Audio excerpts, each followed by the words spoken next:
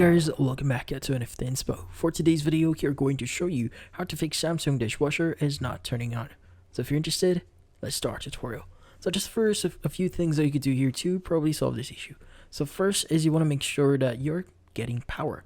First, double check that your dishwasher power cord is securely plugged into the outlet. Now, you want to also check your circuit breaker here to see if it has tripped. If it has, go ahead and switch it back on. Also, if there's a wall switch that controls the dishwasher, make sure it's also flipped to on position too. Next is you want to look at your door latch. Sometimes the dishwasher won't start if the door latch isn't fully locked. Take a quick look at it and see any signs of wear or in this case damage. Now if you have a multimeter, you can use it to check the latch continuity. If it doesn't have continuity, it's time to replace the latch.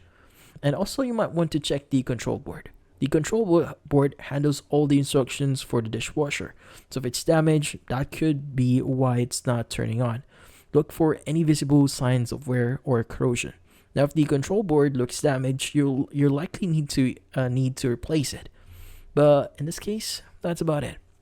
Now, if none of those actually solves your issue here, the best thing or last thing that you could do here is to contact Samsung and basically assign or request for a refund, or in this case, request for a service for your dishwasher here, and they'll be able to assist you on getting it fixed. But in this case, that's about it. So hopefully this video was able to help you. Like and subscribe to NFT Inspo. Thank you for watching.